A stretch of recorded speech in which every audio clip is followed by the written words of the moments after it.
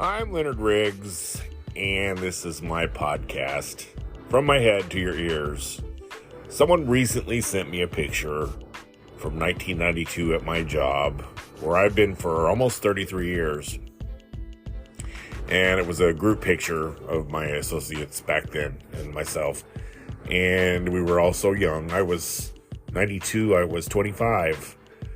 But it brought back memories of my first day at my job. Because I don't forget anything. And I'm going to talk a little bit about my first day at my job. Kind of a stretch, I guess. I still need a theme song, but okay. I'll quit whining about that. So I'm going to take a break and I'll tell you a story actually of the first day at my job.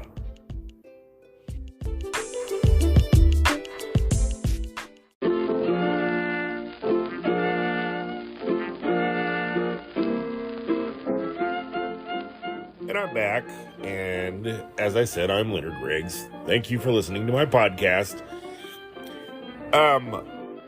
My former manager, Peggy, sent me a group picture of our associates from 1992. And funny thing is, I'm still, for the most part, friends with most of them. There's one I've lost contact with, and one has passed away. But this group, let me think here.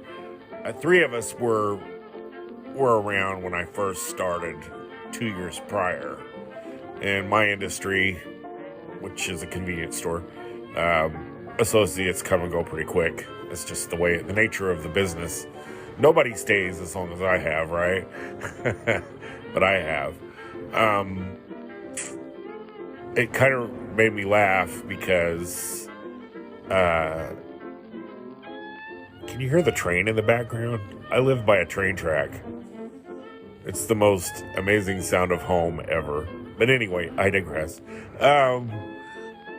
It brought me back to my first day at that job.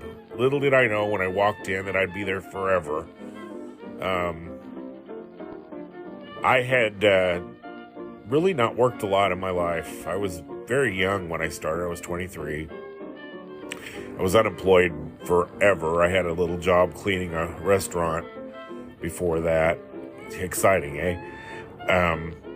I kind of kept to myself. For young men who don't have any work experience, it's hard to find a job, even in fast food. Honestly, I think they'd rather hire pretty girls than young guys. I mean, that's just really, seriously, in the food industry. But anyway, I did what I could, mowed lawns, took odd jobs, tried to earn a little money here and there. Mostly I was broke and I hated it. It was a miserable time of my life, being out of work. And finally, my mom asked if I would paint her church foundation at the little church on Church Street. And it was July, it was very hot, and I said yes, so I painted the entire church foundation and worked hard on it. And I believe I completed the job on July 4th, 1990.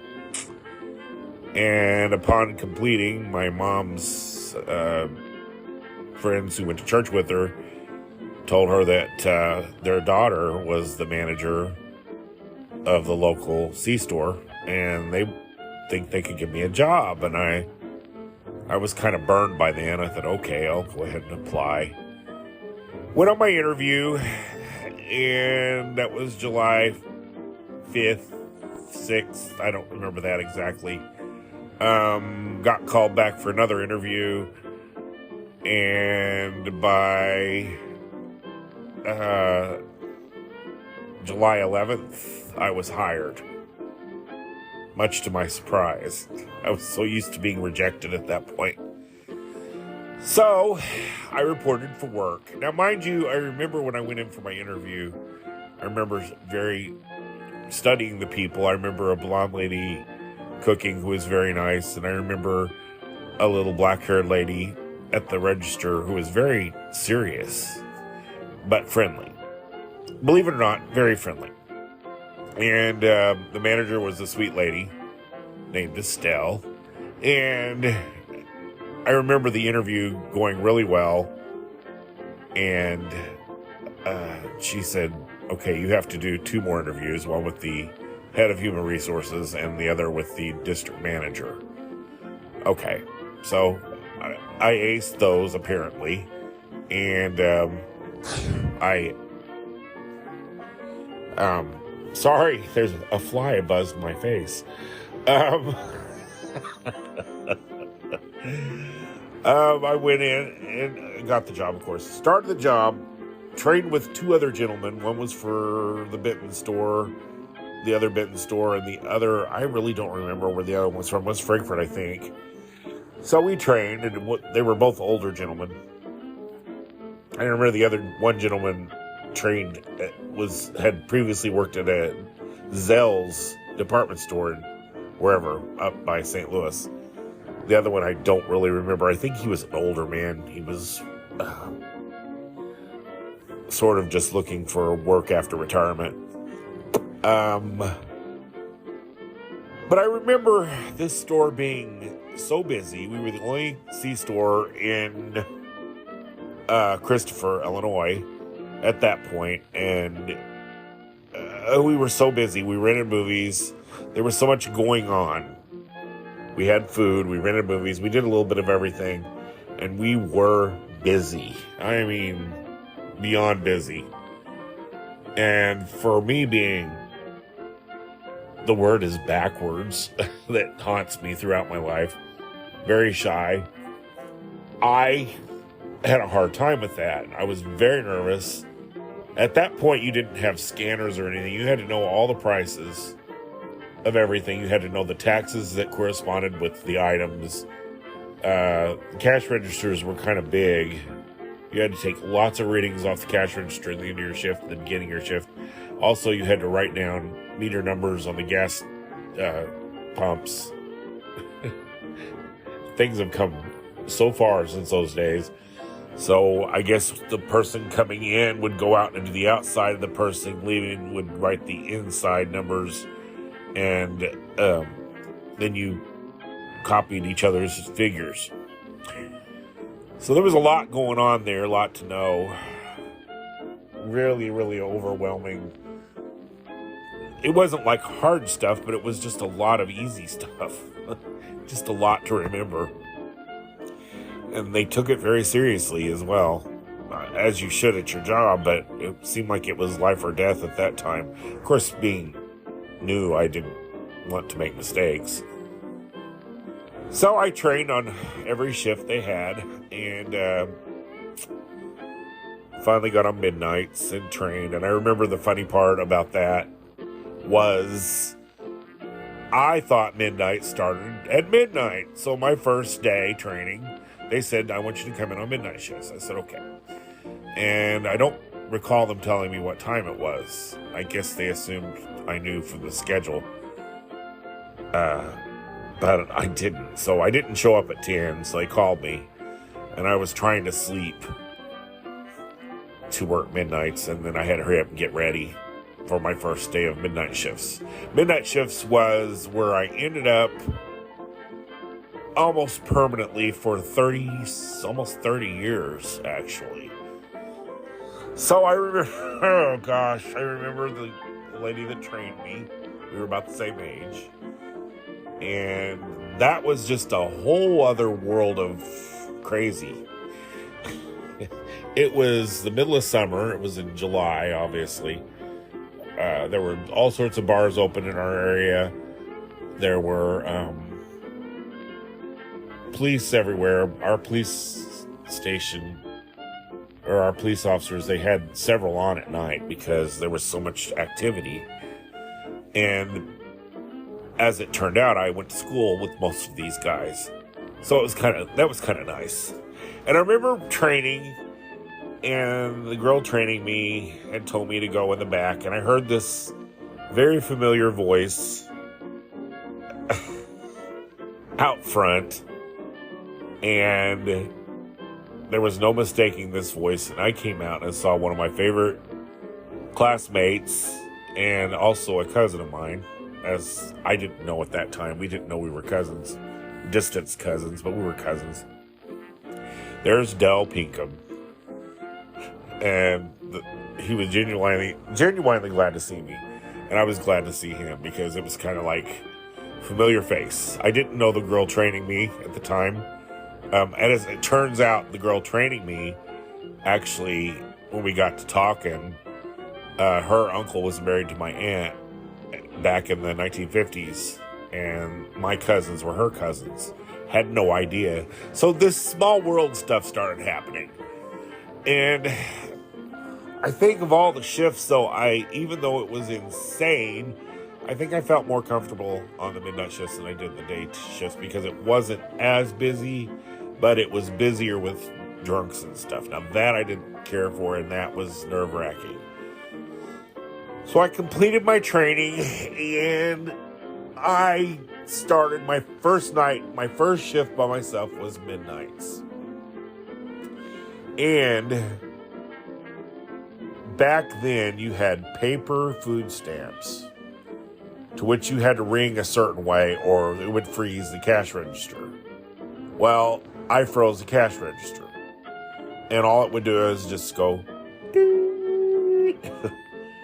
And at this time, I have a line that wrapped all around the store of people buying beer, and most of them were drunk.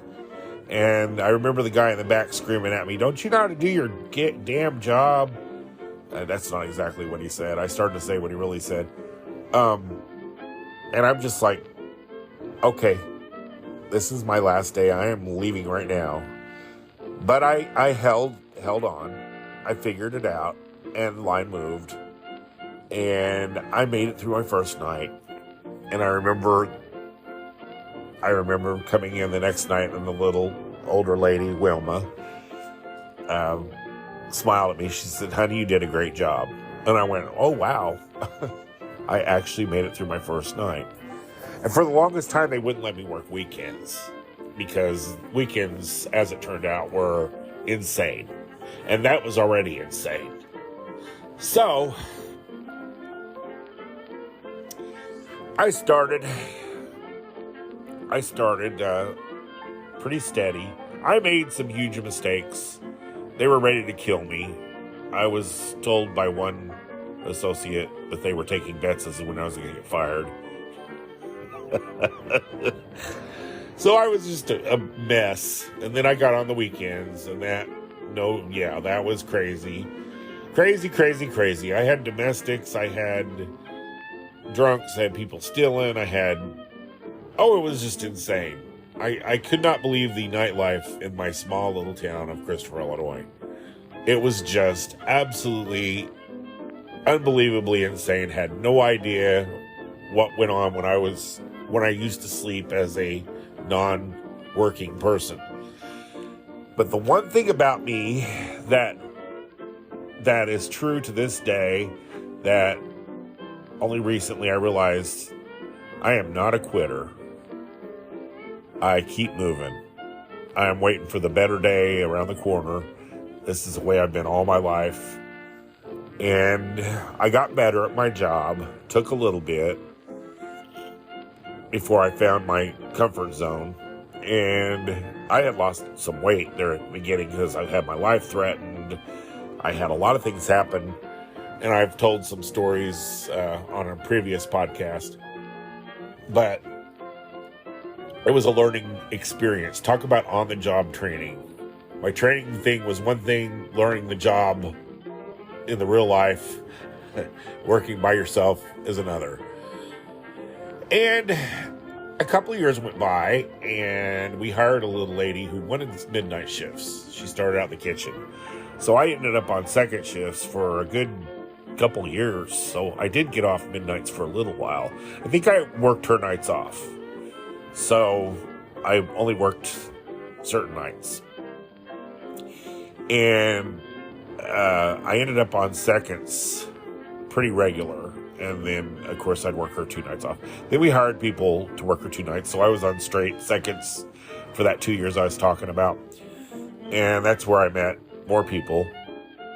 And second shift was a totally different world altogether. It just was flat out busy. And it's funny, when I started, I was very shy, as I said, and I would talk, nervous talk, which tends to be me just jabbering on and on and on. That's kind of what I'm known for to this day, talking a lot.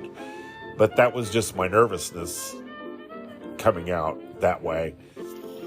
And as I got more comfortable, as I said, I kind of got out of my shell, and I made a lot of friends. I made some friends that I am friends with to this day, and I've had a couple of friendships that went south. I had one in particular whose parents accused me of being a weirdo, and we don't speak to this day. I don't even know, whatever, that just doesn't matter, but it did. It continued to this day. Leonard the weirdo. Oh, I am a little weird. I'll own that one. I don't like the term weird. I feel like I've said this before, but I prefer eccentric. I definitely am an original. I will own that as well. But as the years flew by, I ended up back on midnights. And by that point, that was kind of my shift. And I enjoyed working 5 days a week on the same shift. And at the time, I finally got my own home at one point. So I was able to sleep during the day, no problem. And then I had a great boss. I've gone through several bosses at this point. I just became really comfortable. And I had some trouble along the way. I'm not going to lie about that. That's for maybe never tell for this podcast. But it wasn't all smooth sailing. But becoming comfortable at your job. And I developed a weight problem from working midnight shifts that I'm struggling with to this day. I'm really on the fat side right now, or the heavy side, we'll say. Oh, fat is fat. I'm just fat. But I enjoyed, the thing I enjoyed the most, always enjoyed the absolute most, were the EMTs, the firemen, and the police officers that I made friends with. Always my favorite. I enjoy talking to the police officers. I had one older police officer in particular, Bill, who we would have a gripe session, a loud gripe session, where we talk about all the crazies that we have to deal with every day. I miss that. And I met so many police officers, like I said, that I'm still friends with this day. And I have a great respect for our police officers. In fact, one of our police officers, between jobs, worked for us, and he just saw behind the scenes of what we put up with on a daily basis. And he left saying, "I respect you guys for what you do. I never had any idea that you put up with what you put up with." Because putting up with the public, although it has great moments, it has some really bad moments as well. It is not a job, it's an adventure, I always say. Yeah, over the years, I became friends with so many police officers. And there's so many favorite moments I had during those times. I had a police officer take my first Facebook profile picture, actually. Me holding a Nathan's Wiener sign. Scott, if you're out there, that was you. And hello. I had a couple of people pass away, and that's sad. One of our police officers took his own life, and that was horrible. But I'm glad to say that after 33 years, I still am friends with 99% of the police officers I met. And there's one that won't speak to me to this day. I don't know why. I'm not going to get into that story because everybody's sick of hearing it. But I'm going to take a break and continue with this discussion.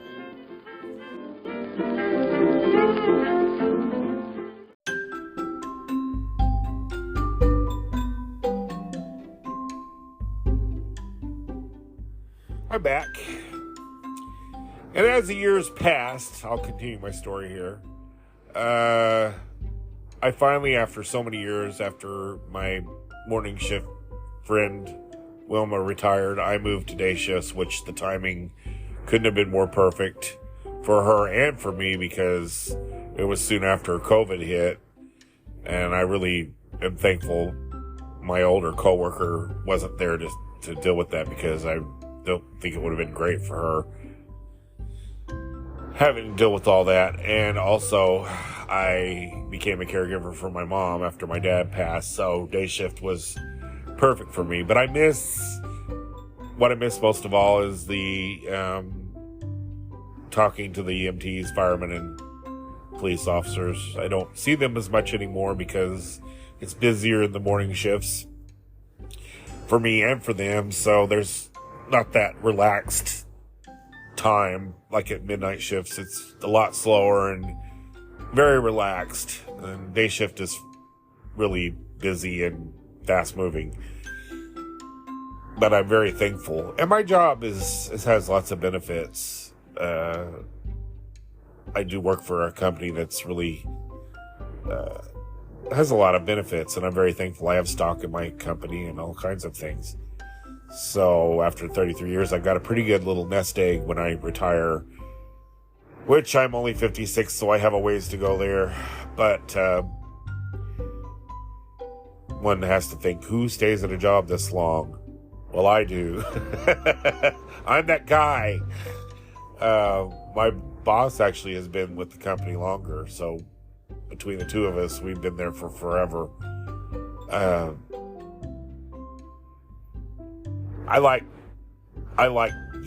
don't like change at all. I like the fact that I'm well known there, and I like my friends. It doesn't say well for me about taking chances and branching out. I know I get criticism for staying in a job for so long, but that's really none of anybody's business, is it? I bought a house with my job. I've got some great benefits. I've made a ton of friends. It's been perfect for me. And it's not what I wanted to do with my life, but it's where I landed, and it's okay. I'm good. I'm not the healthiest right now. I'm not the happiest right now.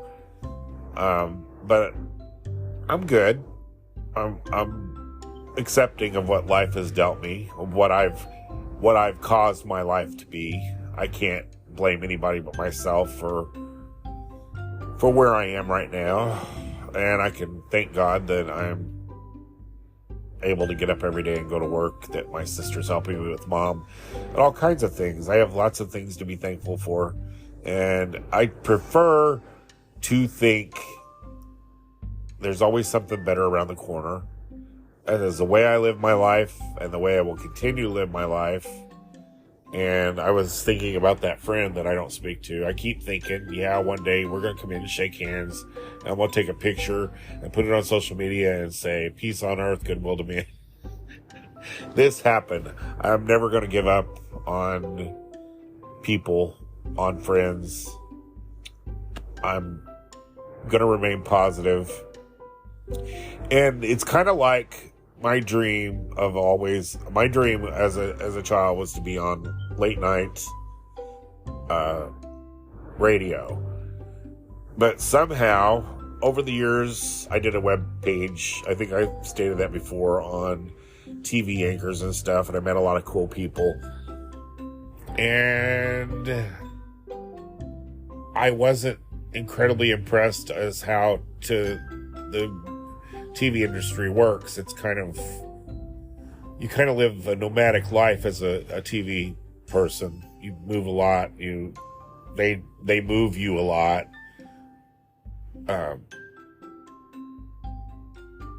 I'm kind of glad I didn't get into that, what I wanted.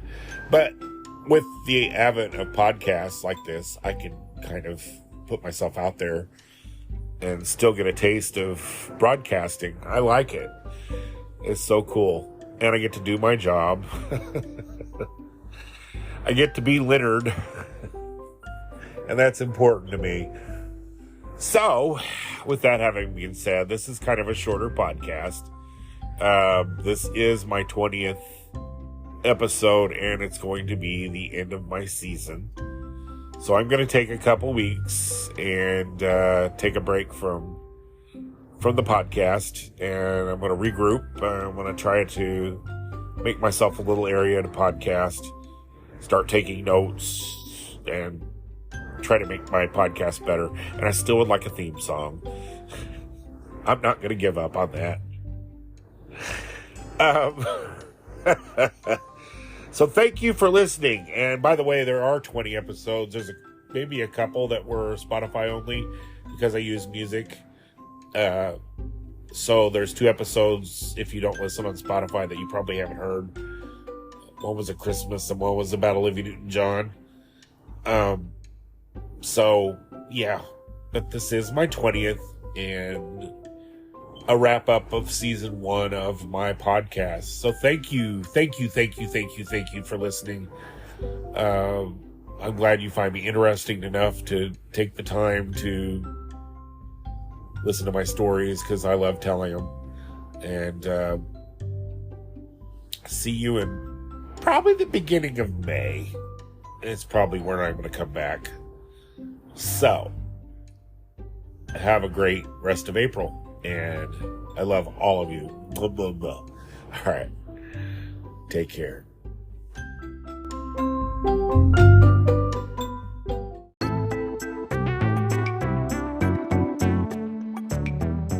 You've been listening to From My Head to Your Ears. I'm Leonard Riggs. Thank you to anchor.com/Spotify for podcasters for helping me distribute my podcast.